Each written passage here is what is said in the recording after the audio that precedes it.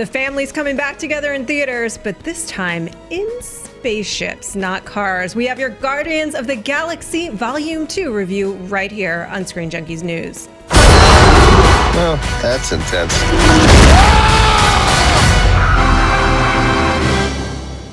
I'm Roth Cornett, and once again, poor Mr. Dan Merle wasn't available to see our film. But guess what? I have a major treat for us today, because joining me for this review is Hal Rudnick. Welcome, Hal. Oh, thanks for having me, Roth. And Dan's loss is my gain. So let's get into this. I would say that a movie like Guardians 2 is interesting in that I think it does have the weight of the expectations of how great and unexpected the first film was. Yes. The first film crept up on us, more or less, because we're like, it's at the end of the summer, came out in August, and we were like, okay, it'll probably do well for August. It did well for any month, and it became a phenomenon, and it kind of initiated a new tone, a new flavor into the MCU that we hadn't seen before. Yeah, and it's going into it, I remember we were talking about, like, in entertainment journalism for months, this is Marvel's big risk. Mm-hmm. Is the talking raccoon gonna work? Yeah. And then it was just beautiful. Phenomenal film, so much heart, so much humor. I am an unabashed lover of the Guardians of the Galaxy. Yeah. I don't really often do repeat viewings, and I'm saying this up front to say how high my expectations were going in.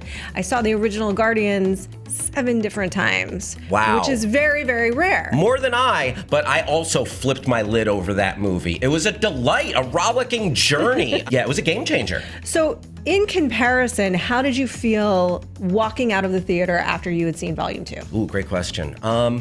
I liked it. It was a distinctly different tone than the first one. And that's good, because when you just try to recreate the same blueprint and the same tone every time, I don't know, that's the formula of like the Hangover franchise that became garbage after the second one. Yeah. Or, why not get creative and take them on a unique standalone journey? Yeah. You know? It was interesting because I felt like James Gunn was able to hit certain beats that harken back to the original, but kind of play with them a little bit. Mm-hmm. Even the way that the film opens is in some respects similar to how Guardians opened.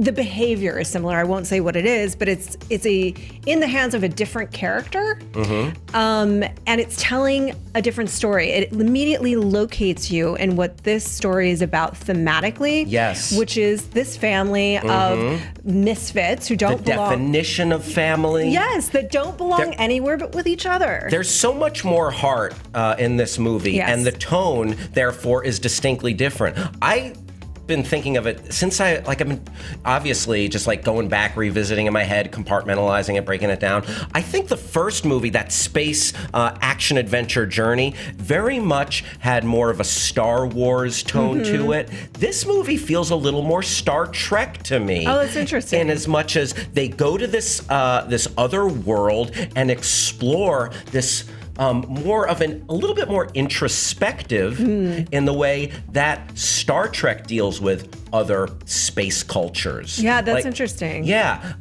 and it just tonally, it feels more like a J.J. Abrams Star Trek than a Star Wars film. Like the first one wasn't quite Star Wars, but you have the obvious, Han Solo and Chewie kind of vibe that Chris Pratt and then Groot and Rocket give off. So yeah, and I like it. It's different. I wouldn't say it's better than the first one, but very satisfying and enjoyable. Yeah, it's funny that you bring up that point, because I would agree that you sort of start to get a sense of what they're like. Once they are a unit, which they are now a unit, and they have established bonds and established relationships that deepen and grow in this film, but that are there already, then you see, what does an adventure with them look like? What happens when they do deal with other species and they learn about other species, and through them, we do, and then they go to a very specific planet with a very specific character. I mean, people know that Ego is in this film. Yes. And that becomes the emotional crux and heart of the film,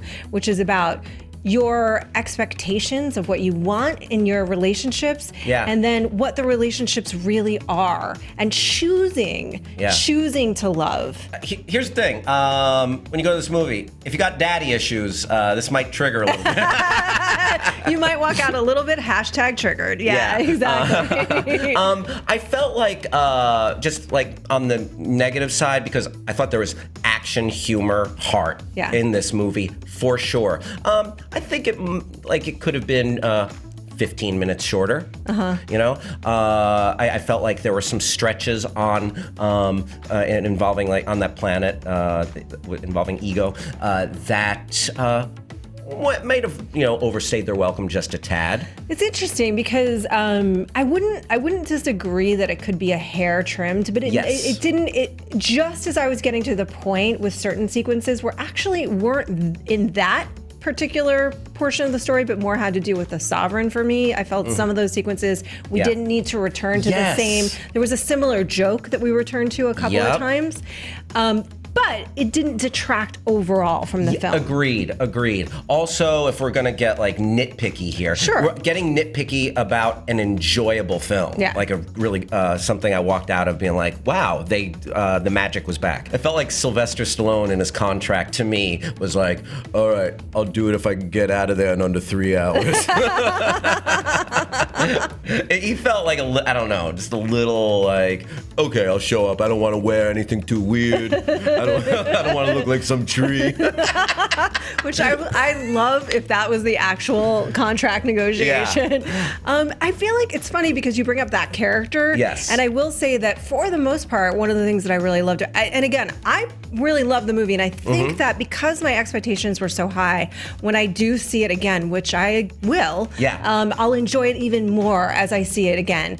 But with that character in particular, Stallone, I did occasionally feel that while this is mostly a self-contained story, there was a bit of an onus to connect to larger things in the MCU, which there always is. And it's usually artfully done, and it was artfully done here. But just occasionally, it felt like we were doing sort of setup moments in the film. Did it feel that way to you at all? There were definitely moments of that, and the end with I don't want to spoil anything, smacked of that a little bit.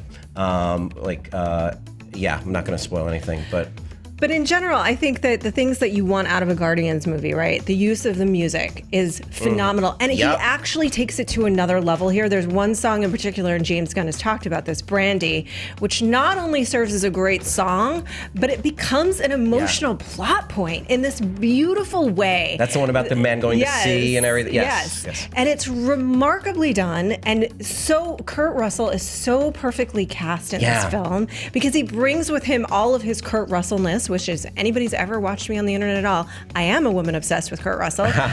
So you couldn't have made me more happy than to marry him in Guardians. But it's so perfectly cast, playing into the expectations and then also against them. Because I think he rides the line that you want to with Ego, Pratt's Star-Lord's father, in as much as he's got that swag that Chris Pratt also brings and that nicely. Charm. Who is more charming than these two? Exactly. But then he also plays, the flip side of like, oh, I've basically been a deadbeat dad your whole life, and I'm not 100% a walk in the park. And I think it sort of plays into who Star-Lord is and the difficulty that he has connecting with others, including the characters that he's with. They all have so much baggage and damage, except for Baby Groot, who is just as incredible and amazing as you would think he would be. And he's the linchpin that holds this family together. Baby Groot holds them all together. Too adorable. So adorable. But you know who I'm also just kind of enchanted by? Mantis. Palm Clementif, who plays Mantis, is just like a ray of light. And there was a nice humor. I love the connection between her and Drax. That like genuine laughs. And Dave Bautista's great as Drax. He had some of the funniest lines in the movies, his deadpan stuff. You know what's weird? You have to. I noticed something because I'm like, oh wow, Gamora is gorgeous. Mantis is lovely, and Nebula also. But whether you're a man or a woman, and you have to get all this like weird alien garb on you, and you're still attractive. That's like a next level. That's next level guy beautiful. Or girl, yeah, because that's all about bone structure. That's about bone structure. That's what's selling. Nailed it, girl. Yeah, girl, I know. But I think that you bring up a really good point because what's cool to me is that he was able to deal with these familiar relationships, whether it's the sisters of Nebula and Gamora, who have this horrible father in Thanos, and this shared history, and then Star-Lord's history with his dad, Ego, and then these new relationships in terms of they are parenting baby Groot. And then in comes Mantis, who's another wonderful addition to the family. And you're right, because the relationship between Mantis and Drax is now one of my favorites. Yeah, I think you're touching on something that's so consistent in the MCU, which is their deft storytelling. Yes. Like they keep numerous balls in the air, and the movies, like, sometimes, on the lesser end, maybe a couple of them are more pedestrian, but the storytelling is never going to crash and burn. No, and it's in a way, it's interesting because when you step back and you look at it through that lens, it's actually kind of a layered story. When, like there are films that say we're all about the family, and they are in their own way, but this in a way is in a kind of a deep way about family. Damaged, difficult, challenging, loving, even if they're loving relationships.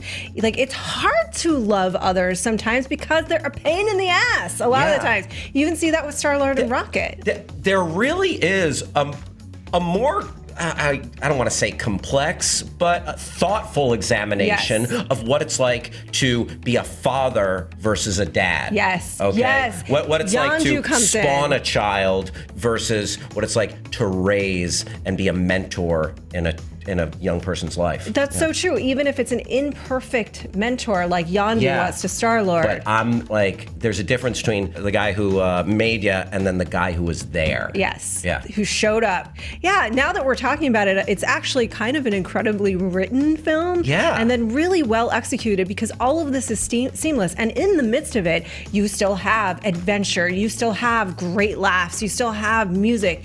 Though there are those moments that, like we mentioned, occasionally feel like, okay, maybe that feels a little tacked on. It is ultimately a pretty seamless film. Yeah. Would you recommend it, Hal? I would absolutely recommend it. You're weird if you don't see it. Yeah. You're so weird if you don't see it. That's our recommendation for Guardians of the Galaxy. Don't be weird. Go see this movie. Yeah. I gotta say this, like, try and go in there without having your expectations so high. Allow it to be the film that it is, which is different than the first one. Just go in there, go on the journey that they've chosen to take you on, okay? Because if you're going in just wanting nonstop tunes and nonstop action, no, we learn about the characters. Yeah, we really do. Yeah. And it's kind of in a great, beautiful way that's still really fun and funny. I think upon a further viewing, this is going to continue to be one of my favorite franchises. Also beautiful to look at. Gorgeous. Yeah, some really just beautiful art direction, and the CGI. Yeah. Pretty flawless. If you want to be taken into another world that still feels completely relatable in some way and watch a violent talking raccoon, you are going to love this movie. Thank you, Hal, so much for being with me today. My absolute pleasure, Raw. You guys, let us know what you think of Guardians of the Galaxy Volume 2 once you see it. Like, subscribe on Screen Junkies News. Talk to Hal on the Twitters. Talk to me on the Twitters. Talk to Screen Junkies News on the Twitters. And then click here for more amazing internets.